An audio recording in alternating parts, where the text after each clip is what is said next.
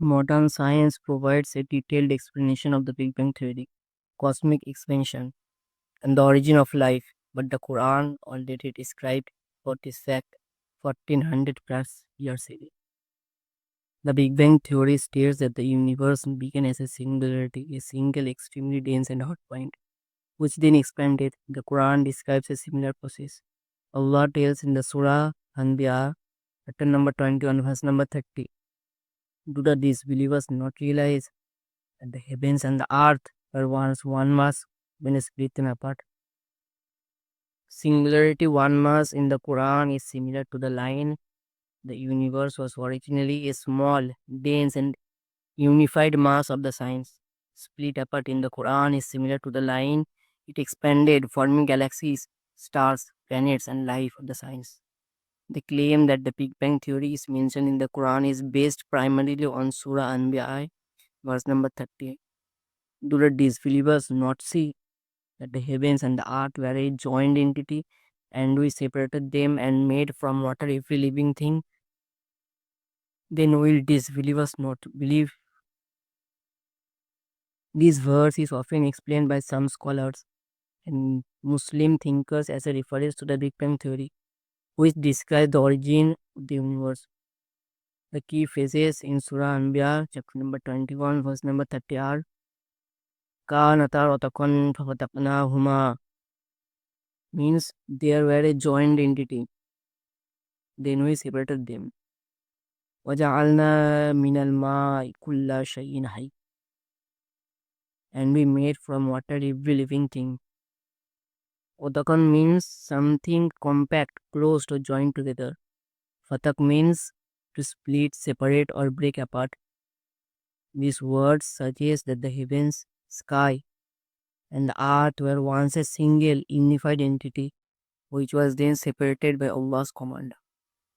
Islamic scholars have provided various explanations of this verse over centuries. In Tafsir Ibn Kathir, 14th century CE, Ibn Kathir explains that the heavens and the earth were once a single entity in the sense that Allah then split them apart, causing the sky to release rain and the earth to produce vegetation. This is one of the proofs of Allah's knowledge and power.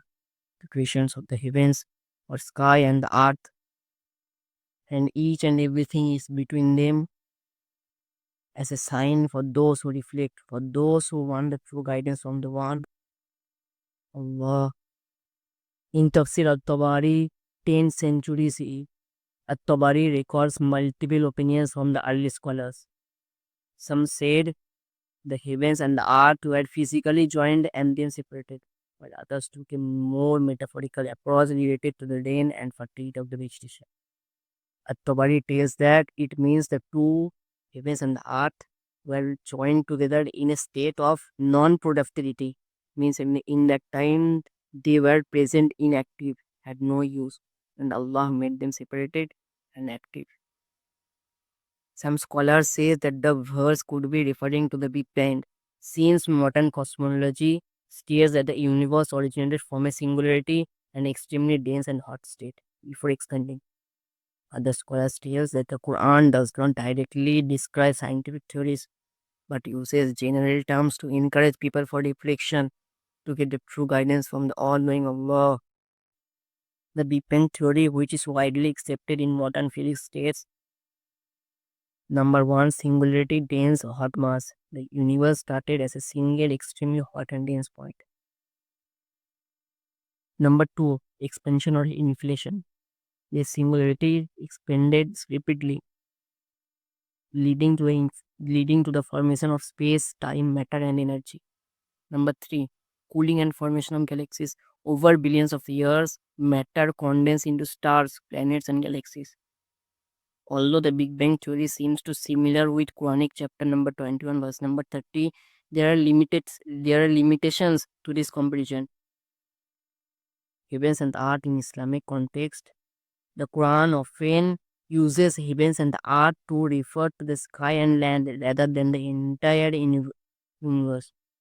The verse may refer to the creation of the sky and earth as distinct entities rather than the origin of the universe itself. This could refer to the creation of physical space or the appearance of distinct structures like galaxies, planets, and skies.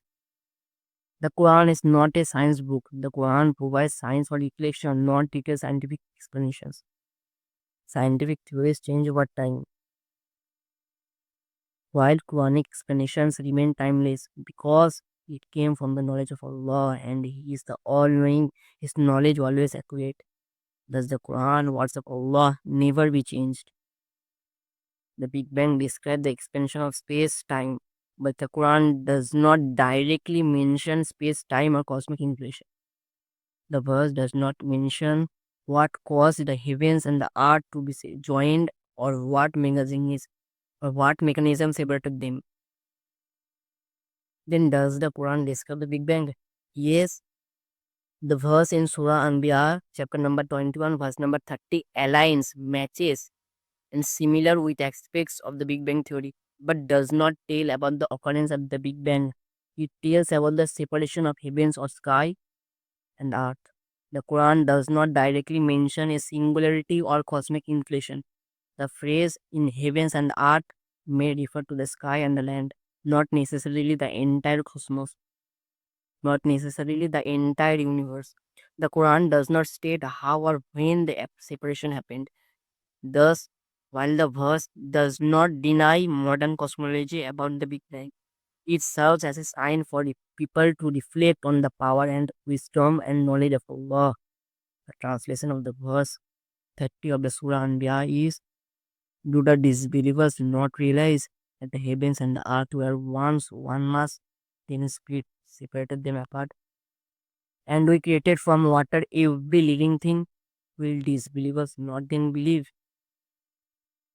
For Muslim, the Quran encourages reflection on creation of Allah, but its primary purpose is spiritual guidance, not scientific explanation.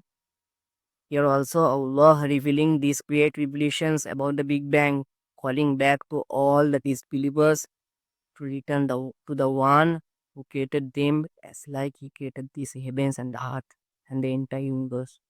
As Allah loves us one, He called us to return to Him. Allah always gives us and even disbelievers too. He gives His knowledge, His signs, His presence, but we are not able to recognize His signs. Disbelievers shut their heart, knowing Allah's presence, knowing that He is the only one who maintains us always, knowing that we are infinitely small and infinitely teeny compared to Allah's creations. Then now they know that our universe contains infinite. Humans estimated that 100 to 200 billions of galaxies are present in the universe, and among those 100 to 200 billions, just single one, just single one is our galaxy called Milky Way galaxy. Then see, compare that with this single galaxy called Milky Way. If Allah will destroy, then what will happen to the universe? Do anything will happen if the number one will be subtracted from the number 100 or 200 billions? No, nothing will happen to the universe. And itself, the universe is a creation of Allah. Thus, we cannot predict our Lord's visit, but the Almighty Allah maintaining you among these 100 to 200 galaxies in this Milky Way. You know that Milky Way is our only galaxy, and for us, it is each and everything. We are entirely dependent on the creation of Allah. For Allah, Milky Way is nothing. For Allah, universe is nothing. But for us, His creations are each and everything. Do you ever thank Him for His true gifts? Do you become blind? You know that if the Milky Way Allah will destroy, then we will be entirely vanished. But the best ever Allah is maintaining for us the entire Milky Way properly. Allah said, I made these heavens firm and strong for only us.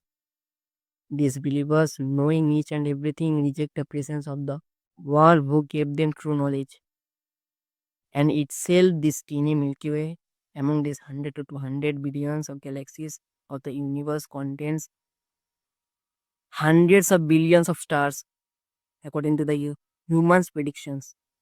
And among these hundreds of billions, our sun is one of them. Again, Do anything will happen to the Milky Way if our sun will be removed among this? And if the sun will be removed from this Milky Way, then what will happen to us? Nothing will be happen to the Milky Way. Bigger presence is greater than the sun. But the disbelievers knowing all this, you Allah, and say that they know everything and they disobey the greatest. The Allah, the only powerful, they show their power to the weak, but they cannot think that they are the weakest. They are the only weakest because they disobey the one Allah as they deny to get Allah's help, the help of the most powerful, the most strongest, the only strongest. And the sun, the star among the one of the hundreds of stars of Milky Way, is only responsible for our solar system. And our planet Earth is among these 8 planets of our solar system. And if the Earth will be destroyed, then nothing will be happen to the solar system itself, except some only minor negligible changes to the orbits of the other planets. Then why you all disbelieve the one who gave you the shelter, the earth, the resting place? You know, you know well that earth is nothing except Allah's help. Then why you all disbelieve the Allah, the only your helper? You know that without this, you know that without his help you are nothing. You cannot control even your heartbeat, which is most important for you. You don't have control on your vital parts, which are the most important for your body. You cannot control your even body. If Allah will start to ignore you as like you do, and if you do not order your body parts to stay properly, then what will happen to you? Do you even realize? Why you disbelieve the one who maintains your this body without even asking you properly, and now see your existence in this little earth. Earth has 194 countries. The average size of a country based on 194 world countries is approximately 7,67,731 square kilometers around the side of a Turkey. And the average population of a country is about 34 million. Allah is the only one who knows you more than you can imagine. He knows each and every thoughts, desires, each and everything of yours more than you, even in these 34 millions of people in your country. He hears you in this greatest crowd. He hears you among these 8.2 billion people of the world. We cannot think that he gives you fulfill your each and every good desires even in these 8 billions of people. You cannot even hear 5 people when all they speak together. But Allah not only hears you among these 8 billions of people, He fulfills all your desires and give you the best according to your needs. Why you not thank Him? Even getting His true benefits always, but some disbelievers say that they are everything from themselves. Allah wants that you call Him from yourself. Thus, He gives you His true signs, true knowledge, and true help so that you can return to Him seeking His help to increase your position, to increase His love for you. Absolutely, the Quran is the ultimate guidance for mankind, revealed by Allah, the creator of the heavens and the earth. Quran provides true knowledge about creations, human purpose, and the reality of existence. Disbelievers may discover some aspects of Allah's creation through science and research, but their understanding is always incomplete because they deny the source of true knowledge, which is Allah's regulations. They depend on limited human reasoning, on human knowledge, which have chance to error, thus they always change. They ignore spiritual wisdom and spiritual knowledge, focusing focusing only on material discoveries, which is always incomplete except the spiritual knowledge. Quran warns about their conclusion. Allah describes the state of disbelievers who reject divine guidance. In the chapter number 30, verse number 7, the Quran tells that they know what is apparent of the worldly life, but they are heedless, knowledgeless of the hereafter. They understand some worldly signs, but fail to grasp the truth. But they fail to grasp the truth of their own creation and purpose, which gives them part to the real creator of the universe. They may make discoveries about space, biology, and physics, but without Allah's guidance, they will never reach to the complete truth. Because the real truth always comes from Allah. Indeed, He is the only reality and the only giver of the true guidance. Real knowledge comes from Allah alone.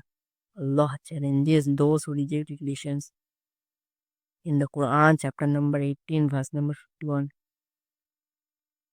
I did not make them witness to the creation of heavens and the earth or to the creation of themselves, nor would I take the misguiders as assistants. This means no human being was present when the universe was created. Thus, they do not have the true knowledge about it. Yet, many arrogant claim to know everything about the creations. True knowledge of creation can only come from Allah, who revealed it in the real guiding book, that is only Quran. Disbelievers' knowledge is always deficient. Modern science constantly changes. What people believe today may be proven wrong tomorrow. Theories like Big Bang, evolution, and physics are always evolving because human knowledge is limited, but Allah's knowledge is absolute. In the Quran, Allah tells, and they will never encompass anything of His knowledge except what He wills. This proves that the human knowledge is only what Allah always wants them to know. Without divine guidance, their knowledge will always be incomplete. And Allah, the only giver of true guiding knowledge, He will never give them true knowledge till they want to find and seek the real true knowledge from the real giver of true guiding knowledge, who is only the all knowing Allah. The Quran is the only true source of knowledge. Even if disbelievers discover something that seems correct, their overall understanding of the universe will always be flawed, incomplete, thus always remains wrong because they had incomplete knowledge, and incomplete knowledge become correct.